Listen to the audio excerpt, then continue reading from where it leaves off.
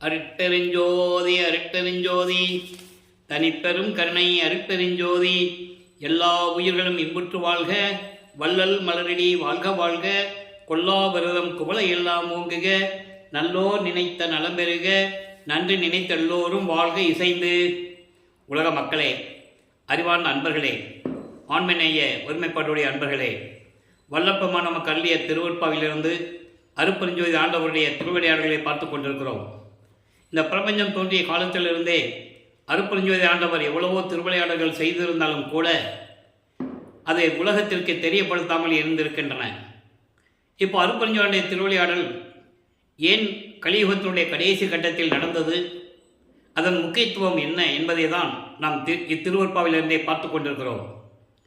அருட்பெருஞ்சோதி ஆண்டவர் 1823ஆம் ஆண்டு தொடங்கிய திருவிளையாடல் 30/1/1874 இரவு 12 மணி வரையிலும் திருவிளையாடல் நடந்து கொண்டிருக்கிறது. காரணம், பிரபஞ்சத்தில் தோன்றிய ஏற்கனவே முடிந்து போன 4 யுகங்களிலுமே, கிரேத யுகம், திரேத யுகம், துவார யுகம், கலியுகம், இந்த 4 யுகங்களிலுமே சமயங்களும் மார்க்கங்களும் மதங்களும் தோன்றி அவர்கள் கருத்துக்கு ஏற்றபடி, அறிவின் விளக்கத்திற்கு ஏற்றபடி கர்த்தாக்களை உருவமாக்கி அந்தந்த சமய தலைவர்களையும் மார்க்கங்களுடைய தலைவர்களையும் சமயங்களுடைய தலைவர்களையெல்லாம் உருவகப்படுத்தி அதற்கேற்றபடி ஆலயங்களை அமைத்து வழிபாட்டு முறைகளையும் அமைத்து மக்களை வழிபட செய்து விட்டார்கள். அதை மக்கள் காலங்காலமாக பின்பற்றி கொண்டு அதுதான் அந்த பழக்க வழக்கங்களிலும் அந்த நடைமுறைகளில் ஈடுபட்டு கொண்டிருக்கிறார்கள். ஏற்கனவே யுகங்கள் முடிந்தவுடனே ஒவ்வொரு யுகத்திற்கும் ஆயுள் காலம் உண்டு. ஏற்கனவே பிள்ளை பெருமானவர்கள் கூறியது போல கிரேத யுகத்திற்கு 17,28,000 வருடங்களும், திரேத யுகத்திற்கு 12,96,000 வருடங்களும், துவாபர யுகத்திற்கு 8,64,000 வருடங்களும், கலியுகத்திற்கு 5,000 வருடங்களும் கணக்கிட்டு ஏற்கனவே கூறியிருக்கிறார்கள். இந்த யுகங்கள் முடிந்த உடனே அந்த யுகங்களில் பணியாற்றி கொண்டிருந்த, அதாவது அருளாட்சி செய்து கொண்டிருந்த பதத்தலைவர்களாகிய பிரம்மன், திருமால், ருத்திரன், மகேஸ்வரன் இவங்களுடைய 4 பேருடைய ஆயுள் காலம் முடிவடைந்த நிலையில் இந்த 4 பேருடைய ஆயுள் காலம் எல்லாம் சேர்த்து சதாசிவம் 5 தொழில்களையும் செய்து கொண்டிருக்கிறார். அப்போது சதாசிவத்தினுடைய ஆயுள் காலம் முடியும் போது, ஆயுள் காலம் என்பது அருளாட்சி காலம், அந்த ஆட்சி காலம் முடியும் போது 51 ஆண்டுகள் பாக்கி இருக்கும்போது அதன் பிறகு இந்த பிரபஞ்சத்தை இயக்குவதற்கு ஒரு ஆள் வேணும். அப்போ அருட்பெருஞ்சாண்டவர் தன் அருளால் ஒரு ஆண்மகனை பெற்றெடுத்து செல்வப்பிள்ளை என்று பெயரிட்டு வளர்த்து கொண்டிருக்கிறார். அந்த நிலையில் சமயங்களோ மதங்களோ மார்க்கங்களோ முடிவடைந்த நிலையில் அதன் பிறகு தோன்றிய சதுர்யுகத்தில், இப்போ நம்ம சதுர்யுகத்தில் இருந்துகிட்டு இருக்கோம், ஒளி யுகம் என்று சொல்வார்கள் பிள்ளை பெருமானவர்கள். காலம் சுத்த சன்மார்க்க காலம், அதை தான் இப்போ நம்ம பார்த்துக்கிட்டு இருக்கோம். அப்போ இந்த நிலையில் இந்த பிரபஞ்சத்தை இயக்குவதற்கும் 5 தொழில்களை செய்து கொண்டு அருளாட்சி செய்வதற்கு ஒரு ஆள் வேண்டும் என்பதற்காகத்தான் தன் அருளால் ஒரு ஆண்மகனை பெற்றெடுத்து செல்வப்பிள்ளை என்று பெயரிட்டு வளர்த்து கொண்டிருக்கிறார். காலங்கள் நெருங்கி கொண்டிருக்கிறது. அதன் பிறகு தனது மகனை இந்த பூலோகத்திற்கு வருவிக்க செய்ய வேண்டும். ஒரு தாயின் கருவறையிலே 10 மாதங்களை இருக்க வைத்து அதன் பிறகு இந்த பூலோகத்திலே, இந்த மண்ணுலகிலே வருவிக்க செய்து மக்களோடு மக்களாக 51 ஆண்டுகள் இருக்க வேண்டும் என்பதற்காகவே சிதம்பரம் அருகில் உள்ள மருதூர் என்ற கிராமத்தில் வாழ்ந்து கொண்டிருந்த ராமையா பிள்ளை சின்னையம்மையர்களுடைய இல்லற வாழ்க்கையில் உலகியலிலே மகனாக வருவிக்க உற்றார். அப்போது மகனாக வருவிக்க உற்றார் என்பது இறைவனுக்காக, இறைவன் ஒரு காரியத்தை செய்ய வேண்டும் என்றால் அவருடைய அருளால் ஒரு மகனை உருவாக்கி வருவிக்க செய்வார். அப்படி வருவிக்க உற்றவர்தான் நமது பிள்ளை பெருமானவர்கள். மருதூரிலே அந்த தம்பதியார்களின் உலகியலில் முறைக்காக, உலகியலில் உறவான மகன் என்ற முறையில் 5/10/1823ஆம் ஆண்டு நமது குழந்தை இறைவன் பிள்ளை பெருமானவர்கள் வருவிக்க உற்றார். அருட்பெருஞ்சாண்டவர் தன் மகனுக்கு வைத்த பெயர் செல்வப்பிள்ளை, உலகியலிலே அவருக்கு வைத்த பெயர் ராமலிங்கம், மக்களால் அழைக்கப்பட்டவர் திரு அருட்பிரகாச வள்ளலார். அப்போ மருதூரிலே பக்கத்தில் இருக்கின்ற பின்னலூர் என்ற கிராமத்திலே நமது பிள்ளை பெருமானவர்கள் முதலிலே அந்த தாயின் கருவறையில் இருக்கும்போது இறைவனுடைய திருவிளையாடல் எப்படி நடந்தது என்பதை நாம் தெளிவாக பார்த்து விட்டோம். தனது மகன் கருவறையில் இருக்கும்போது இருட்டாகி இருக்கிறது என்று தந்தையிடம் சொல்லும்போது தந்தை அருட்பெருஞ்சோதி ஆண்டவர் தன் மகனுக்கு வெளிச்சத்தை காட்டியதையும், அதாவது ஒளி காட்டியதையும், தனது மகன் பசி என்று கூறும்போது கருவறையிலே அருளமுதம் ஊட்டியதையும், தனது மகன் உடம்பு புழுக்கமாக இருக்கிறதே அப்பா, காற்று வரவில்லையே என்று கூறும்போது தென்றல் காற்று அமுத காற்று வீசியதையும் இந்த திருவிளையாடல்களை எல்லாம் நாம் பார்த்து விட்டோம், விளக்கமாக பார்த்து விட்டோம்.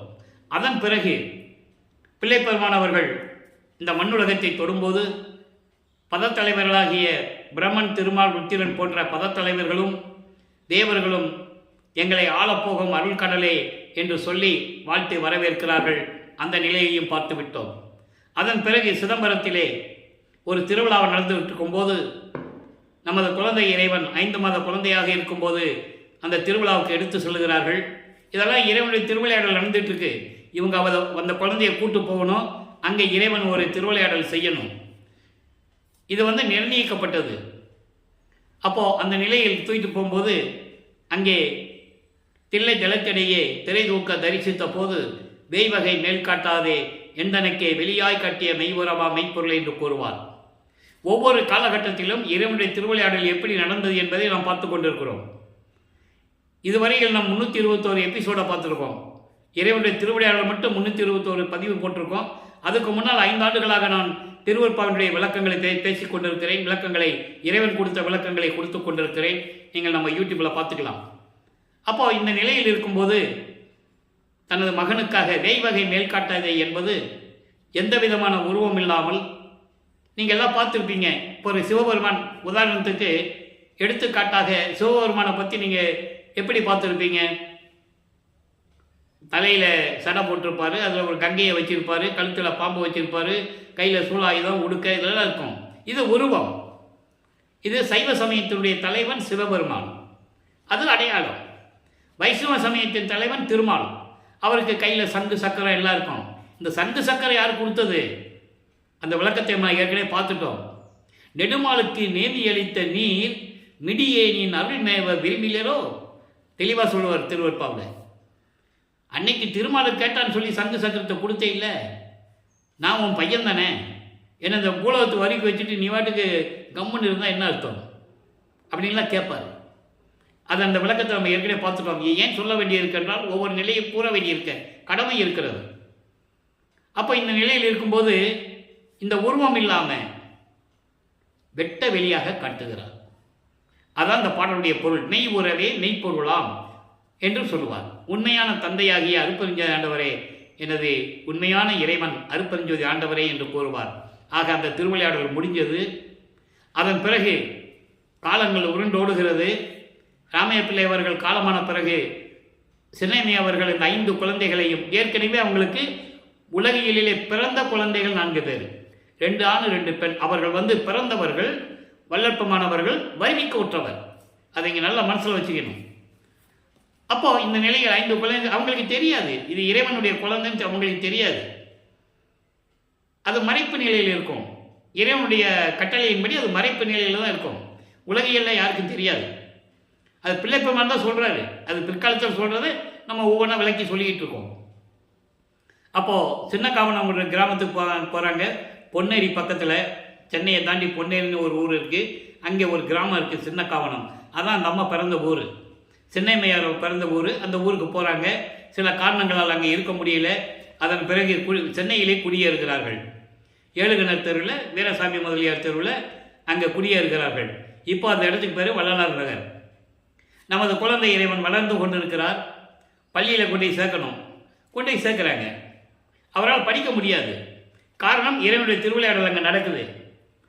தனது மகன் யாரிடமும் உலகியலிலே எந்த ஆசிரியரிடமும் கல்வி கற்கக்கூடாது.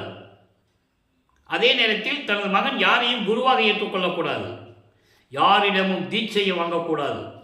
இது இறைவனுடைய நிலையில் இருந்து கொண்டு அவர் திருவிளையாடல் செய்து கொண்டிருக்கிறார் அருட்பெருஞ்சோதி ஆண்டவர் என்பதை திருப்பள்ளி எழுச்சியில் என்ற பாடலிலிருந்து நாம் தெளிவாக பார்த்து விட்டோம். முன்னை பள்ளி பயிற்றாது எந்தனை கல்வி பயிற்றுவித்து முழுதும் உணர்வித்து உடற்பொழுதெல்லாம் தவிர்த்து என்னை பள்ளி எழுப்பிய அருட்பெருஞ்சோதி என் அப்பனே பள்ளி எழுந்தருள்வாய் என்று கூறுவார். அது பின்னால் சுத்த சமாகத்தை பெற்ற பிறகு அதனுடைய உண்மை நிலையை 6ஆம் திருமுறையிலே கூறுவார். ஆக இவர் பள்ளியில் படிக்க முடியாதுட்டு வந்துட்டார், பள்ளிக்கூடத்தில் படிக்க முடியாது வந்துட்டார். அதன் பிறகு அந்த இல்லற வாழ்க்கையிலே, அந்த இல்லறத்திலே அவர்களுக்கு ஏற்பட்ட சொந்தங்கள் எப்படியெல்லாம் நெருக்கடியான நிலையை அந்த பையனுக்கு கொடுத்துருப்பாங்க. கொஞ்சம் நினச்சி பாருங்கள். நமது குழந்தை இறைவன் அவ்வளோ தூரம் துன்பப்பட்டு கொண்டிருக்கிறார்.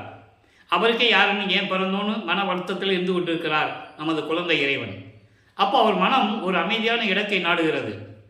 அப்போ தான் கந்த ஓட்டம் என்ற ஒரு இடம் இங்கே இருக்கிறது. முருகன் கோயில் இருக்குது, பாய்க்கடன் சொல்லுவாங்க, பூக்கடன் சொல்லுவாங்க, அந்த இடத்துல இருக்குது. ஆக அங்கே போய் இருக்கிறாரு. எல்லாரும் தூங்குறதுக்கு, அதாவது தூங்கி எழுந்திருக்கு முன்னால் இவர் போயிடுறது. எல்லாம் தூங்கின பிறகு தான் வீட்டுக்கு வருவார். இங்கே குழந்தைய காணான்னு தேடுவாங்க, ராமலிங்கத்தை காணான்னு தேடுவாங்க. இங்கே இவருக்கு ராமலிங்கன்னு பேர் வச்சது மருதூர் பக்கத்தில் பின்னலூர்னு ஒரு கிராமம் இருக்குது. அங்கே ராமலிங்கேஸ்வரர் கோயில் ஒன்று இருக்குது. அந்த கோயிலில் தான் உங்களுக்கு குலதெய்வம். அங்கே தான் இவருக்கு ராமலிங்கன் பேர் வச்சு மொட்டை போட்டு காது குத்தி கடுக்கான் போட்டாங்க. நல்லா கவனிச்சுட்டே வரணும். பின்னாலே அந்த கடுக்கான கரெக்டுறது அற்புதஞ்செய்த ஆண்டவர் திருநர் வேடத்தில் வந்து கலட்டிடுறதுன்னு சொல்லுவாங்க. உலகியலில் பல விதமாக சொல்லுவாங்க. அதை நம்ம அந்த விளக்கத்துக்குள்ளே போக வேண்டாம். இவருக்கு பேர் வச்சதே சிதம்பரத்தில் தான் சொல்லுவாங்க, சிதம்பரத்தில் கிடையாது. ஆக இந்த நிலையில் இருக்கும்போது இவர் 8 ஆண்டுகள் முடிந்து விட்டது. 1823ஆம் ஆண்டு தொடங்கிய திருவிளையாடல் 1874 வரைக்கும் நடக்குது. 51 வருஷம். இந்த 51 வருஷமே 8 ஆண்டுகளாக பிரிக்கிறார் அருட்பெருஞ்சாண்டவர். ஒவ்வொரு 8 ஆண்டுகளிலும் தன் மகனுக்கு எப்படி அருளை கொடுக்கிறார் என்பதைத்தான் திருவற்பாவிலிருந்து உண்மையான நிலைகளை, இறைவன் சொன்ன சத்திய வாக்குகளை நாம் விளக்கங்களாக பார்த்து கொண்டிருக்கிறோம். இப்போ 8 ஆண்டுகள் வரைக்கும் ஒன்றும் இல்லை. அப்போ 2வது எட்டில் அடியெடுத்து வைக்கிறார். 9வது ஆண்டிலே இறைவன் வந்து ஆட்கொள்ளுகிறார். அதை பாடலிலே நமக்கு உறுதிபட அருளி இருக்கிறார்கள். ஆண்டாறு 3வது ஆண்டிலே ஆட்கொண்ட அருள் கடலே என்று கூறுவார். 6 + 3 9. ஆக இறைவன் தன்னை ஆட்கொண்டது 9வது ஆண்டு என்பதை விளக்கமாக நமக்கு அருளியிருக்கிறார்கள் என்பதை இங்கே நான் பதிவு செய்ய கடமைப்பட்டிருக்கிறேன். 6ஆம் திருமணி நிறைய இடத்துல சொல்லுவார். 6ஆம் திருமணிலையும் சொல்லுவார். 6ோடு 3வது ஆண்டிலே என்னை ஆண்டு அருட்கடலே என்று சொல்லுவார். கருணையின் கடலே என்று கூறுவார். ஆக 9வது ஆண்டில் தனது மகனை இறைவன் வந்து ஆட்கொண்டது நிறுவனமாகிவிட்டது. தெளிவாக நமக்கு புரியுது. அப்போ ஆட்கொண்ட பிறகு இறைவன் அவர் முன் தோன்றி, அவர் முன் எழுந்தருளி, மகனே நீ என்னால் வருவிக்க உற்றவன், சில காரியங்கள் எல்லாம் முன்பருவம் பின்பருவம் காட்டி உனக்கு அருள் செய்வேன், தற்போது ஞானத்தை பெற்றுக்கொள் என்று சொல்லி மறைந்து விடுகிறார். அதன் பிறகு இவருக்கு ஒரு மறைப்பு நிலை ஏற்படுகிறது, மறப்பு நிலை உண்டாகிறது. இதுக்கு முன்னால் பிரபஞ்சத்தில் நடந்தாலும் தெரியாது. இறைவன் ஞானத்தை மட்டும் கொடுத்துட்டு போயிடுறாரு. இவர் ஞானத்தை பெற்ற பிறகு இறைவனால் மறுவிக்க உற்ற மகன் என்று தெரியும். வெளியே யார்ட்டையும் சொல்லவும் முடியாது, சொல்லவும் கூடாது. அதன் பிறகு 9வது ஆண்டிலிருந்து 12 ஆண்டுகளுக்குள் 1ஆம் திருமுறை உருவாகிறது. இறைவனிடம் சிவபெருமானிடம் முறையீடு செய்கிறார். சிவபெருமான் தான் இறைவன் என்று அப்போது அவருக்கு தெரியும். சுத்த சன்மார்க்கம் தெரியாது. அருட்பெருஞ்சோதி ஆண்டவர் யாருன்னு அவருக்கு தெரியாது. அப்போ சைவ சமயத்தின் தலைவனாகிய சிவபெருமானை இறைவனாக ஏற்றுக்கொண்டு, சைவ சமயத்தின் அடையாளமாகிய திருநூரை பூசிக்கொண்டு, உத்திராட்சமலையை போட்டுக்கிட்டு நமச்சிவாயா சிவாய நமன்னு சொல்லி இறைவனை வேண்டிக் கொண்டிருக்கிறார். அப்போ இறைவனிடம் முறையீடு செய்கிறார். உன்னாலே வருவிக்க அதாவது இந்த உலகத்திற்கு என்னை வருவிக்க செய்துவிட்டு எனக்கு அருளை கொடுக்காமல் மறைந்து விட்டாயே என்று சொல்லி முறையீடு செய்வார். திருவருள் முறையீடு உதயமாகிறது 1ஆம் திருமுறையிலே 6வது பதிகம். 232 பாடலுடைய விளக்கங்களை முழுமையாக பார்த்தோம். 1ஆம் திருமுறை என்பது 8 பதிகங்கள், 712 பாடல்கள். ஒவ்வொரு பதிகத்திலிருந்து விளக்கத்தை பார்த்துட்டு இருக்கோம். முதல்ல திருவருள் முறையிலிருந்து ஆரம்பிச்சிருக்கோம். இறைவனுடைய திருவிளையாடலை, இறைவனை சிவபெருமானை பற்றி போற்றி போற்றி பாடுவார், உருகுவார், ஒன்றும் பிரயோஜனம் இல்லை. அதன் பிறகு ஒருவேளை தந்தையை பற்றி பாடி எந்த விதமான பலனும் இல்லை, அம்மையை பற்றி பாடினால் என்ன என்று சொல்லி வடிவுடையம்மனை பற்றி பாடுகிறார். வடிவுடைய மாணிக்க மாலை உருவாகிறது. 100 பாடல்கள். அந்த விளக்கங்களையும் முழுமையாக பார்த்து விட்டோம். அதன் பிறகு எந்த நிலையும் ஏற்படாத நிலையில் இப்போ சிவநேச வெண்பா என்ற பதியத்திலிருந்து நாம் பார்க்க போகிறோம். இப்போ வல்லப்பமானவர்கள் 9வது ஆண்டிலிருந்து 16 ஆண்டுகளுக்குள், அதாவது 2வது எட்டில் இருக்கிறார். 2 16. இப்போ சிவநேச வெண்பால என்ன சொல்றாரு?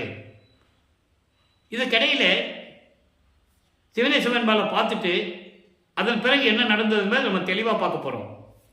சிவநேச வெண்பா என்பது சிவபெருமானை பற்றி கூறுவது, சிவபெருமானை பற்றி கூறுவது வெண்பா நேரிசை பாடல்கள். இப்போ சொல்ற பாருங்க, அப்பால் உன் சித்தம் அறியேன், அப்பால் உன் சித்தம் அறியேன், எனக்கு அம்மை அப்பா நின் பால் அன்றி யார் கண்டாய், இப்பாலில் சாதி உருவாக்கும் தலை அவிழ்த்து. அப்பவே ஜாதிகள் தலை விரித்தாடி கொண்டிருக்கிறது. சமயங்கள், மதங்கள், மார்க்கங்கள் கூடிய நெறிகளை பின்பற்றியவர்கள் ஒருத்தருக்கு ஒருத்தர் சண்டை போட்டுக்கிட்டு முரண்பாடு கருத்துக்களை வச்சுக்கிட்டு ஒருத்தர் சண்டை போட்டுக்கிட்டு இருக்காங்க. ஜாதி பிரச்சனைகள் வேற. அதான் சொல்றாரு, இப்பாலில் ஜாதி உருவாக்கும் தலை அவிழ்த்து தன்மயமாம் சோதி உருவாக்கும் துணை. அதாவது உன் உள்ளத்திற்கு அப்பால் என்னை பற்றி என்ன நினைத்து கொண்டிருக்கிறாய்? உன் உள்ளத்தில் என்னை பற்றி என்ன நினைச்சிட்டு இருக்க? எனக்கு தெரியல. உன்னால நான் வருவிக்க விட்டவன். ஒரு தாயின் கருவறையிலே 10 மாதம் இருக்க வச்சு அந்த துர்நாற்றம் பிடிச்ச இடத்துல நான் எப்படியெல்லாம் இருந்தேன். பாடல் உண்டு. மகாதேவ மலையில் 87வது பாடல். அந்த விளக்கம் வரும்போது உங்களுக்கு தெளிவாக விளக்கம் சொல்லுவேன். 87வது பாடல், எம் பெருமானை நின் விளையாட்டென் சொல்வேன் மான், ஏதும் அறியா சிறியனை ரத்தமும் சதைகளும் புலாலும் சூழ்ந்த அந்த இருட்டறையில் வச்சு என்னை துன்பப்படுத்தி எப்படியெல்லாம் வச்சிருந்த. தெளிவாக கேட்பாரு. அதான் சொல்றாரு, இப்படியெல்லாம் என்னை வருவைக்க வைத்து விட்டு உன் மனசில் நீ என்னை பற்றி என்னதான் நினைச்சிட்டு இருக்க? என்னதான் நினைச்சிட்டு இருக்க? எனக்கு அப்பா அம்மா நீ தானே, உன் திருவடி தானே எனக்கு தஞ்சம் அடைக்கலம், வேறு என்ன இருக்கு எனக்கு? ஏன் இவ்வளவு உறுதியாக சொல்றாருன்னு நம்ம சிந்திக்கணும். இறைவனுடைய பிள்ளை தெரிஞ்சு போச்சா, மகன் தெரிஞ்சு போச்சா? அப்போ அருளை கொடுக்கலன்னா எப்படி இருக்கும் அவருக்கு? நினைச்சு பாருங்க. அதான் கேட்கிறாரு, நீ தானே அப்பையும் அம்மையும் அம்மனும் நீ தானே, உன் திருவடி தானே எனக்கு தஞ்சம் என்று இருக்கிறேன். இந்த உலகத்தில் இப்பாரில் இந்த உலகத்தில் ஜாதிகள் உருவாகி எப்படியெல்லாம் தலை விரித்து ஆடிக்கொண்டிருக்கிறது. ஜாதிகளை ஒழிக்க வேண்டாமா? இந்த ஜாதிகளை நீக்கி உன் உருவமான அனல் வடிவம், நெருப்பு வடிவம், ஜோதி வடிவம் இதான துணை எங்களுக்கு. அப்ப ஜாதிகளை நீக்கணும் இல்ல? நீக்கு. என்னை எதுக்காக வருவிக்க செய்தாய்? அதனுடைய விளக்கம் எனக்கு தேவைப்படுகிறது. இப்படியெல்லாம் முறையீடு செய்கிறார். எந்த விதமான பலனும் இல்லை. அப்போ சிவனேச வெண்பா 100 பாடல்கள். இன்னைக்கு நம்ம 5வது பாடல் தான் பார்க்குறோம்னு நிறைய சொல்ல வேண்டியிருக்கு. அப்போ இந்த நிலையில் இருக்கும்போது 12 ஆண்டு முடிஞ்சு போச்சு. 9வது ஆண்டில் இறைவனால் வருவிக்க விட்டவன் என்ற நிலை தெரிஞ்சு போச்சு. நிலை தெரிந்த பிறகு 12 ஆண்டுகளுக்குள்ள இந்த நிலைகள்லாம் நடந்துகிட்டு இருக்கு. 13வது ஆண்டு தொடக்கத்தில் திருவொற்றியூருக்கு போகணும்னு அவர் மனம் விரும்புது. அவரா போகல, அருட்பெருஞ்சாண்டவர் மனதை தூண்டி விடுகிறார், உள்ளத்தை தூண்டி விடுகிறார். எனது மகனை கூட்டு போகும் திருவொற்றியூருக்குன்னு. ஏனென்றால் மகனை பக்குவப்படுத்த வேண்டும், மகனை பக்குவப்படுத்த வேண்டும், அருள் பக்குவம் கிடைக்க வேண்டும். சாதிகளையும் மதங்களையும் மார்க்கங்களிலும் சொல்லப்பட்ட நெறிகள் என்ன என்ன இதையெல்லாம் உலக மக்களுக்கு சொல்லணும். சொன்ன பிறகு சுத்த சன்மார்க்கத்தை வாங்கின பிறகு இதெல்லாம் பொய்ன்னு சொல்லணும். அதுக்காக தான் தன் மகனை திருவிளையாடல் செஞ்சு இப்படி உலாவை விட்டுட்டு இருக்காரு அருட்பெருஞ்சாண்டவர். இந்த நிலையை நீங்கள் உணர வேண்டும். காரணம், வல்லப்பமானவர்கள் வருவிக்க உற்று 202 ஆண்டுகள் முடிவடைந்த நிலையில் கூட அவருடைய உண்மையான நிலைகளை, இறைவனுடைய திருவிளையாடல்களையும் எப்படியெல்லாம் இறைவனுடைய திருவிளையாடலை கொண்டு தன் மகனை வழி நடத்துகிறார் என்பதையும் உலக மக்களுக்கு சொல்ல வேண்டும் அல்லவா? யாரும் சொல்லவில்லையே. அதுதானே பிரச்சனை. நம்ம திருவருட்பாவிலிருந்து இறைவனுடைய கட்டளையின்படி அவருடைய தயவாலையும் கருணையாலையும் இந்த வள்ளலார் ஊழியன் உங்களுக்கு விளக்கங்களை கூறிக்கொண்டிருக்கிறேன். அத்தனையும் திருவருட்பாவில் இருக்கின்ற உண்மை. இது சத்தியம். கற்பனையோ அல்ல, கதைகளும் அல்ல, வேண்டுமென்று கதை கட்டுவதல்ல. திருவருட்பாவில் இருக்கின்ற அத்தனை உண்மைகள் உண்டு. அப்போ இந்த நிலையில் இருக்கும்போது திருவொற்றியூருக்கு செல்லுகிறார் நமது குழந்தை இறைவன் பிள்ளைப்பெருமான் அவர்கள். நான் அவரை பிள்ளைப்பெருமான் தான் கூறுவதுண்டு. ஏனென்றால் தனது தந்தை அருப்பஞ்சாண்டவர் தன் மகனுக்கிட்ட பெயர் செல்வப்பிள்ளை, உலகியலிலே அவர்கள் இட்ட பெயர் ராமலிங்கம். மக்களால் அழைக்கப்பட்டவர் திரு அற்பகாச வள்ளலார். ஆக இந்த நிலையில் இருக்கும்போது நமது பிள்ளை பெருமானவர்கள் ஞானத்தை பெற்ற பிறகு 13வது ஆண்டிலே முதலாக அவர்கள் குடியிருந்த பகுதியிலிருந்து வீராசாமி முதலியார் தெருவிலிருந்து இப்போ அந்த இடத்துக்கு பேர் வள்ளலார் நகர், அங்கிருந்து திருவொற்றியூருக்கு நமது குழந்தை இறைவன் 13வது ஆண்டு வருவிக்க உற்று 13வது ஆண்டு சின்ன குழந்தை கால் வலிக்க நடந்து செல்லுகிறார். யோசனை பண்ணி பாருங்க, நமக்கே உடம்பு சிலிக்கும். இப்படிப்பட்ட ஒரு இறைவனை பெற்றிருக்கிறோமே, இந்த வரலாற்றை யாரும் சொல்லவில்லையே, அதுதான் ஆதங்கம், வேறொன்றும் இல்லை. ஆக இந்த நிலையில் நடந்தே செல்லுகிறார். இந்த புராணங்களிலும் காவியங்களிலும் நண்பர்களே, நான் ஏற்கனவே கூறியது போல திருவருட்பாவை பற்றி பேசும்போது மற்ற நூல்களையோ மற்ற நபர்களையோ பற்றி நான் பேச மாட்டேன். ஏனென்றால் நோ கம்பாரிசன், நோ காம்ப்ரமைஸ். நான் பிள்ளைப்பெருமானுடைய யாரிடம் ஒப்பிடுவதில்லை. திருவருட்பாவை பற்றி பேசும்போது நான் எதை பற்றி பேசுவதில்லை. இருந்தாலும் சில இடங்களில் உதாரணங்களை, எடுத்துக்காட்டுகளை மக்களுடைய விளக்கத்திற்காக சொல்ல வேண்டிய கடமை இந்த வள்ளலார் ஊழியனுக்கு உண்டு. எல்லாருமே சொன்னாங்கல்ல, திருநாவுக்கரசர் நடந்து போய் பாடியதுன்னு சொன்னாங்க. ஞானசம்பந்தர் 3 வயசில் பார்வதி அம்மனுடைய முளைப்பால் குடித்து, அதாவது அறிவுப்பால் குடித்து ஞானத்தை பெற்றார்னு சொன்னாங்க. எல்லாவற்றையும் சொன்னார்கள். வல்லப்பெருமானுடைய திருவிளையாடலை, இறைவனுடைய திருவிளையாடலை வல்லப்பெருமானிடம் எப்படி நடந்தது என்பதை யார் சொன்னார்கள்? யோசனை பண்ணி பாருங்க. அந்த ஆதங்கம் எனக்கு உண்டு. ஏன்னால் இது இறைவனுடைய கட்டளை.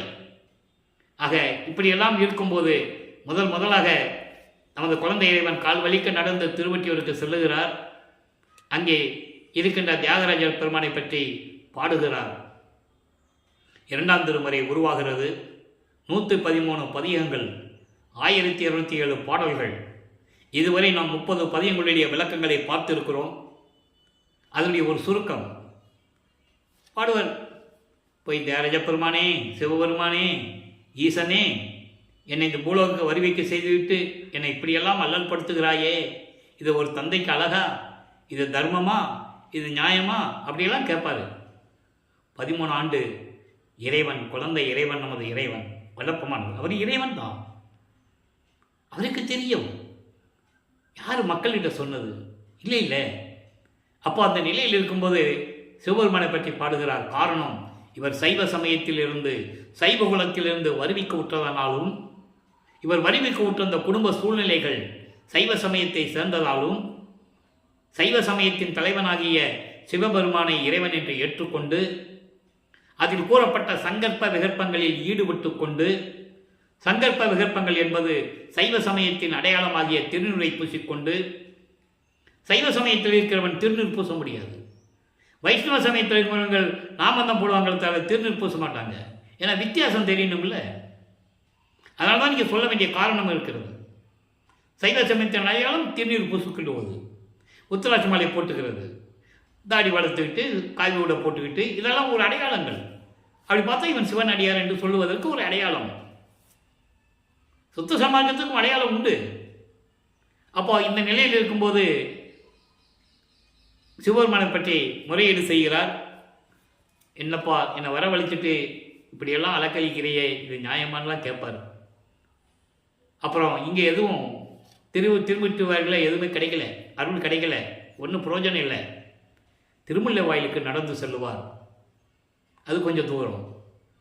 அங்கே போய் அங்கே இருக்கிற சிவபெருமானை பற்றி பாடுவார். அங்கே இருக்கிற பேர் மாசிலாமணி உருகி பாடுவார். அதெல்லாம் பாடல்கள்லாம் கேட்கும்போது கண்ணில் அப்படியே தண்ணி வரும். அது இதயம் அழுகும். அவ்வளோ அற்புதமான பாடல்கள். என்னை பூலோகத்துக்கு வருவிக்க செஞ்சுட்டு அருளை கொடுக்காமல் இப்படி என்னை நடக்க வச்சு நான் கால் வலிக்க நடந்து வந்திருக்கேன். உன் மகன் இப்படியெல்லாம் செய்கிறியே, இது தந்தைக்கு அழகா? ஊமை மாதிரி நிற்கிறியே, என்ன ஊமையா அப்படின்னு கூட கேட்பார். அந்த நிலையெல்லாம் கடந்த பிறகு அங்கேயும் எந்த விதமான புரோஜனம் இல்லை. அப்புறம் திருவெளித்தாயத்துக்குன்னு ஒரு இடத்துக்கு போவார். அங்கே இருக்கிற சிவபெருமானை பற்றி பாடுவார்.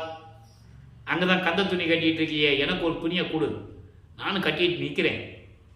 வரம் போறவங்கள சொல்லுவாங்களே, பெற்ற மகனை தெருவில் விட்டு விட்டானே என்று உன்மேல் பழி வருமே, இழிவாக பேசுவார்களே, இந்த பழி சொல்லும் இழி சொல்லும் உன்னை சூழ்ந்து விடக்கூடாது என்பதற்காகத்தான் நான் வருத்தப்படுகிறேன். என் தந்தையே, விரைவில் வந்து எனக்கு அருள்வாயாக அப்படின்னு சொல்லுவார். காதலியே அவருக்கு விழுகாது, எந்த பிரயோஜனம் கிடையாது. அதன் பிறகு அங்கே ஒரு சபதம் எடுப்பார். இனிமேல் திருவள்ளித்தாயத்துக்கோ திருமலை வாயிலுக்கோ நான் வர முடியாது, கால் வலிக்குதப்பா, என்னால் வர முடியாது என்று சொல்லி மறுபடியும் திருவொற்றியூருக்கே செல்லுகிறார். அங்கே நெஞ்சு உறுத்த திருநேரிசை என்ற பதியத்தில் இருக்கின்ற பாடல்களை பார்த்து கொண்டிருக்கிறோம். இன்னைக்கு 20வது பாடல். நெஞ்சு உறுத்த திருநேரிசை என்பது நேரிசை வெண்பா பாடல்கள். அதோடு மட்டுமல்ல, மனதிடம் சொல்லுவது, மனதை ஒருநிலைப்படுத்துவது, அவருடைய மனம் எப்படி இருந்தது, அதை எப்படி ஒருநிலைப்படுத்துவது, இதுதான் கான்செப்ட். அதை தான் இந்த பாடலில் சொல்றாரு. நல்ல கவனிங்க. கூர்மையாக்கு ஈந்து அருளும் கோமானை மனதிடம் சொல்லுகிறார். எனது மனமே, எனது நெஞ்சமே, எனது உள்ளமே, நான் சொல்லுவதை கேள். ஏன்னா இது இயற்கை. வல்லப்ப மனவர்கள் 16 ஆண்டுகள் இருக்கும்போது ஒரு இயற்கையான ஒரு ஆண்மகனுக்கு வருகின்ற ஒரு மன உளைச்சல், அதுவும் இறைவன் மகன் என்று தெரிந்த பிறகு அவருக்கு ஏற்பட்ட உளைச்சல் எப்படி இருந்திருக்கும்? அதான் மனைவியிடம் சொல்லுகிறார், மனமே நான் சொல்லுவதை கேள். கூர்மை ஆட்கு ஈந்தருளும் கோமானை. கூர்மை ஆட்கள் வந்து அடியார்கள், சிவன் அடியார்களுக்கு அருளை கொடுக்கக்கூடிய கோமான். அப்படிப்பட்ட இறைவனை செஞ்சடையில் 6, செஞ்சடையில் என்பது சிவந்த பின்னிய சடையில் கங்கையை வைத்துக் கொண்டிருக்கின்ற இறைவன். மலர்கொன்றை அணிவோனை. சிவபெருமானுக்கு பிடித்தது கொன்றை மலர்கள், வெற்றி வாகை மலர் என்று கூறுவார் பிள்ளைப்பெருமான் அவர்கள். கொன்றை மலர்களை மாலையாக சூடிக்கொண்டிருக்கின்ற இறைவன், கங்கையை தலையில் வைத்துக் கொண்டிருக்கின்ற இறைவன். அப்படிப்பட்ட இறைவன் தேருமனம் உள்ளவருக்கு உள்ளபடி உள்ளவனை, இறைவனை மனதில் நினைத்து நெகிழ்ந்து உருகி இறைவனை வணங்கக்கூடியவர்களே உள்ளத்தில் இருக்கின்றவனை. நல்லா கவனிக்கணும். இப்போ சைவ சமயத்தில் இருந்ததுனால சிவபெருமான் சொல்றாரு. சுத்த சன்மார்க்கம் வரும்போது அங்கே சொல்லுவார், அற்புதமாக சொல்லுவார். அதனுடைய விளக்கத்தை நீங்கள் நம்ம பார்க்க போகிறோம். நல்லா கவனிச்சுட்டே வாங்க. இப்போ இவருக்கு அருட்பெருஞ்சாண்டவர் யாருன்னு தெரியாது, சுத்த சன்மார்க்கம் என்னன்னு தெரியாது. அந்த நிலையில் சிவபெருமான் எப்படி சொல்றாரு, அடியார்கள் இவரை நினைத்து உள்ளத்தில் வணங்கிக் கொண்டிருக்கின்ற அடியார்களை உள்ளபடி உள்ளவனை, உண்மையாக இருக்கின்றவனை. எத்தனையோ போலி சாமியார்கள், போலி அடியார்கள் இருக்கிறார்கள். அன்னைக்கே சொல்லியிருக்கிறவர் உண்மையாக இறைவனை நினைத்து இருக்கின்றவர்களையும் சொல்லுவார். சுத்த சன்மார்க்கத்தை பெற்ற பிறகு ஞானசரியில சொல்லுவார், நெகிழ்ந்து நெகிழ்ந்து நினைந்து நினைந்து நெகிழ்ந்து நெகிழ்ந்து அப்படின்னு சொல்லுவார். பாடல் பார்க்க போறோம். உணர்ந்து உணர்ந்து ஊற்றிலும் கண்ணீர் அதனால் உடம்பு நனைந்து நனைந்துன்னு சொல்லுவார். அது அருட்பெருஞ்சோதி ஆண்டவர். அப்போ அந்த வித்தியாசம் உங்களுக்கு தெரியும், அதனால நான் இப்போ சொல்றேன். அப்படி கொன்றை மலர் அடிகின்ற இறைவனை உள்ளபடி உள்ளத்திலே உண்மையாக நினைக்கின்றவனை, அப்படிப்பட்ட இறைவனை திருவொற்றியூரில் இருக்கின்ற நல்லவனை. இங்கே நல்லவன் என்பது நண்பன். இந்த லானா பள்ளிக்கூடத்துக்கு போடுவாங்க பள்ளின்னு சொல்லி, அந்த லானா. அப்படிப்பட்ட நல்லவன் என்பது நண்பன் என்று பொருள். அப்படிப்பட்ட நமது நண்பனை மனமே நீ போற்றுவாயாக, இறைவனை போற்றி மனதில் நீ விரும்பி இருத்திக் கொள்ளுவாயாக, அப்பதான் நமக்கு நல்ல நிலை கிடைக்கும் என்று சொல்லி மனதை சாந்தப்படுத்துகிறார். இந்த நிலையில் 16 ஆண்டுகள் வரைக்கும் எந்த விதமான அருளை பெற முடியவில்லை. 3வது எட்டில் அடியெடுத்து வைக்கிறார். 3ஆம் திருமுறை உருவாகிறது. 3ஆம் திருமுறை 19 பதிகங்கள், 235 பாடலுடைய விளக்கங்களை முழுமையாக பார்த்துவிட்டோம். அதனுடைய ஒரு சுருக்கம் ஏனென்றால் தினமும் சொல்ல வேண்டிய கடமை இருக்கிறது. இதை இன்றைக்கு புதிதாக பார்க்கிறவர்களுக்கு புரியணும்ல, அதுக்காக தான் சொல்ல வேண்டி இருக்கிறது. தினமும் பார்க்கிறவங்களுக்கு புரியும். அப்போ அதனுடைய சுருக்கம் என்னவென்றால், இப்போ திருமுல்லை வயலுக்கு போக மாட்டாரு, திருவெள்ளி தாயத்துக்கு போக மாட்டாரு, இப்போ திருவொற்றியூரே கதின்னு இருக்கிறார். அப்போ இப்போ காட்சிகள் மாறுகிறது, ஆண்டுகள் உருண்டோடுகிறது. இப்போ இறைவனை பார்த்து முறையீடு செய்கிறார். இறைவன் காட்சி கொடுக்கிறார். இறைவன் காட்சி கொடுக்கிறதும் சரி, மறைஞ்சிருவார், பேசுறது இல்லை. இந்த நிலை தொடர்ந்து கொண்டிருக்கிறது. இப்படியே இருக்கிறாருன்னு சொல்லி தன்னுடைய மன இயக்கத்தை, அவருடைய எதிர்பார்ப்பை, ஒரு பரிதவிப்பை ஒரு நாரையிடம் தூது சொல்லி அனுப்புவார். அந்த பாடல்கள் எல்லாம் மிகவும் அருமையாக இருக்கும். தன்னை காதலியாகவும் இறைவனை காதலனாகவும் உருவகப்படுத்தி, தன்னை தலைவியாகவும் இறைவனை தலைவனாகவும் ஓமானம் செய்து இப்படியெல்லாம் அந்த பாடல்களை பாடியிருப்பார். அப்போ அந்த நாரையிடம் சொல்லுவார், நாரையே, நீ போய் தியாகராஜ பெருமான்கிட்ட போய் நீ சொல்லு, எங்கள் தலைவி சாப்பிடல, தூங்கலை, சரியாக குளிக்கலை, கூந்தலில் பூ முடிக்கலை, பையில் படுக்கிறா, தூங்கி எந்திரிக்கிறா, அங்கே இங்கே நடமாடுறா, இப்படியெல்லாம் நீ போய் சொல்லுன்னு சொல்லுவார். ஏன்னா அங்கே காதல், இறைவன் மீது இருந்த காதலை சொல்ல வேண்டுமென்றால் ஒரு ஆணும் பெண்ணும் இருக்கணும். அப்போ தான் காதல் இனிக்கும், சுவராஜ்யமாக இருக்கும். அதனால தான் அது அந்த பாடலை அப்படி கொடுத்தது. ஆக என்ன சொல்கிறாரு, மைய கருத்து என்னென்றால், தன்னுடைய மனதில் இருக்கின்ற ஏக்கத்தை ஒரு நாரையிடம் தூதி சொல்லி அனுப்புகிறார். நாரையும் போகுது, திரும்பி வராது. நாரையும் கிளியும் நாட்டரும் தூது என்ற பதிகத்தில் நீங்கள் பார்த்தீங்கன்னா அந்த பாடலுடைய விளக்கங்கள்லாம் அற்புதமாக இருக்கும். சரி, ஒரு நாரையை தான் அனுப்பணும்னு சொல்லி வரலன்னு சொல்லி கிளிகளை கூட்டமாக அனுப்புவார். அதுவும் பதில் வராது. இந்த நிலைகள் தொடர்ந்து கொண்டு இருக்கும்போது உலகியலில் குடும்பத்தில் ஒரு கஷ்டம் வந்தால், இல்லை பிள்ளைகளுக்கு ஏதாவது கல்யாணம் பண்ணால் என்ன பண்ணுவாங்க, ஒரு ஜோசியம் பார்க்க போவாங்க, குறி கேட்க போவாங்க. அதே மாதிரி இவரும் போகிறார். ஏன்னா இதுதான் இறைவனுடைய திருவிளையாடல். குறி கேட்க போகிறாரு, ஒரு குறைச்சி பின்னிட்டு போய் குறி கேட்பார், ஒன்றும் பிரயோஜனம் இல்லை. ஜோதிடர் நாடக பதிகத்தில் ஜோசியம் பார்க்க போவார், அங்கேயும் ஒரு பிரயோஜனம் இல்லை. ஆக இப்படியெல்லாம் நிலைகள் தொடர்ந்து கொண்டிருக்கிறது. இப்போ திருவிழா வீதி வருது, இவர் போய் நிற்கிறாரு. இப்போ காட்சி கொடுத்துட்டு முன்னால் மாதிரி மறையிறது இல்லை, நேராக நடந்து வருவார். இவர் மெய் மறந்து நின்றுட்டு இருப்பார். வெளி உலக மக்களுக்கு யாருக்கு தெரியாது இல்லையா, மானிட பிறவிகளுக்கு தெரியாது. அப்போ அந்த நிலைகள் வரும்போது இவர் பக்கத்தில் வர்றது, மகனை செல்லமாக கன்னத்தில் கிள்றது, தலையை அப்படியே முடியை கோதி விடுறது, உடம்பு அப்படியே தடவி விடுறது, இப்படியெல்லாம் இருக்கும். ஆனால் அருளை கொடுப்பதில்லை, பேசுவதில்லை. இப்போ இவர் கண்ணை மூடிக்கிட்டு இருந்தவர் திரும்பி கண்ணை திறந்து பார்ப்பார். அப்படி திரும்பி நின்றுட்டு சிவபெருமான தெருவழியாக ஓடுவார். இவர் பின்னத்திலே ஓடுவார், ஓட்டத்தை பிடிக்க முடியாது. காதல் மாட்சி என்ற பதிகத்திலே 19வது பதிகத்தில் இருக்கின்ற 10 பாடலுடைய விளக்கங்கள் மிகவும் அருமையாக இருக்கும். பிரபஞ்சத்தின் உண்மைகள், வல்லப்பம்மனுடைய நிலைகள், அருப்பறிஞர் எப்படி திருவிளையாடல் பண்ணுறாரு சிவபெருமான் ரூபத்தில், அதெல்லாம் நிறைய தெரிய வேண்டிய நிறைய விஷயங்கள் இருக்கு இல்லையா, அந்த விளக்கங்களை சொல்கிறோம். அப்போ இந்த நிலையில் இருக்கும்போது இவர் ஓடுவார். அங்கே இருக்கிறவங்க பார்ப்பாங்கல்ல, ஏன்னா இது ரொம்ப அறிமுகமானவர் ஆகிட்டார். எப்போ பார்த்தாலும் அங்கே கோயில் இருக்கும்போது அங்கே வரவங்க அங்கே போகிறவங்க எல்லாருக்கும் அறிமுகம் ஆகிட்டார். என்ன ராமலிங்கம் தெருவழியாக ஓடுறாருன்னு கேட்க, இல்லை அவர் சிவபெருமான் ஓடினார், நான் பிடிக்க போனேன், பிடிக்க முடியலன்னு சொல்லுவார். என்னையா இதெல்லாம் கலியுகத்தில் நடக்கிற காரியமா? அப்போ கலியுகம் நடந்துகிட்டு இருக்கு. 1847ஆம் ஆண்டு, 1900 ஆண்டில் தான் கலியுகமே முடியுது. நல்லா புரிஞ்சுக்கணும் நீங்கள். அப்போது அந்த இதெல்லாம் நடக்கிற காரியமானு சொல்லுவாங்கல்ல, அதுக்கு இவர் பதிலும் சொல்லுவார். நீங்கள் என்ன தான் சொல்லுங்கள், நான் இறைவன் மீது உள்ள காதலை நான் கனவில் கூட மறக்க மாட்டேன்னு சொல்லுவார். அதுக்கெனே பதிகங்கள் இருக்குது, அதுக்கெனே பாடல்கள் இருக்குது, எல்லா விளக்கத்தையும் பார்த்துட்டோம். இப்போது 4வது அட்டியில் அடி எடுத்து வைக்கிறார். அதாவது 25வது ஆண்டிலிருந்து 32 ஆண்டுகளுக்குள், அந்த 8 ஆண்டுகளுக்குள் என்ன நடந்துச்சு, 4ஆம் திருமறை உருவாகிறது.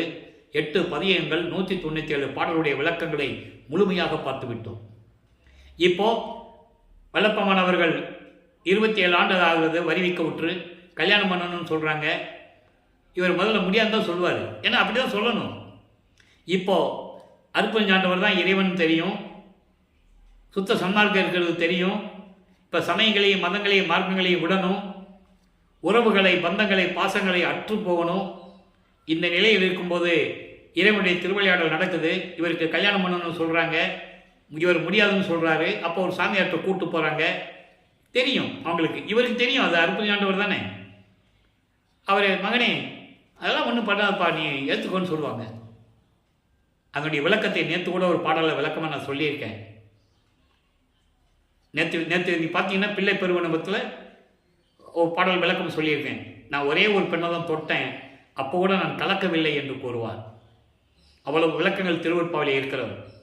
அப்போது கல்யாணம் பண்ணணும்னு சொல்கிறாங்க. கல்யாண ஏற்பாடுகள் நடந்துகிட்டு இருக்கு. அந்த கல்யாணத்தில் இதான் முக்கியமான விஷயம். பிரம்மன், திருமால், ருத்திரன் போன்ற வானவர்கள் அங்கே உட்கார்ந்துருக்காங்க மணமக்களை வாழ்த்துவதற்காக. இவர் தாலி கட்டணும், அந்த பெண்ணுக்கு தனுக்கோடி அம்மையாருக்கு மோட்ச விட்டா காட்டணும், சங்கீதம், பிராரத்தம், அகாமியம் போன்ற 3 நிலைகளில் ஏற்பட்ட கர்ம வினைகளை நீக்கணும், அந்த அம்மாவுக்கு மோட்சத்தை கொடுக்கணும், விமோசனம் கொடுக்கணும். அதற்காகவே அந்த அம்மா இவர் வருவிக்கு ஊற்ற குடும்பத்தில் அந்த சொந்தத்தில் ஒரு பெண்ணாக பிறக்கிறார்கள். அப்போ அந்த பெண்ணிற்கு இவர் தாய்மாமனாகிறார். உலகியெல்லாம் முறை சரியா போச்சு இல்லை? அதுக்காக தான் அந்த அம்மா இங்கே பிறக்கிறாங்க. இது ஏற்கனவே பாடல்களில் நிர்ணயிக்கப்பட்டது, அப்பப்போ நடக்கிறது இல்லை. ஏற்கனவே போன விளக்கங்களில் அருப்பெருஞ்சாண்டவர் எப்படி நடந்தார் என்பதை நாம் அதில் பார்த்துட்டோம். அப்போ இந்த நிலையில் எல்லாத்தையும் முடிச்சுட்டு இப்போ வெள்ளாடை அணிந்து முக்காடு போட்டு சமயங்களையும் மதங்களையும் மார்க்கங்களையெல்லாம் நீக்கிட்டார். சைவ சமயத்தின் அடையாளமாக திருநீர் பூசை நிறுத்தினார். உத்திராட்ச மாலையை எடுத்து கீழே போட்டார். வெள்ளாய் அடையை அணிந்தார், முக்காடு போட்டார், ரூம்பை பூட்டிட்டு உள்ளே உட்காந்துட்டார். டாப்பா போட்டாச்சு. இனிமேல் இறைவன் தான் வரணும், நான் எங்கேயும் போகிறதுன்னு உட்காந்துட்டார்.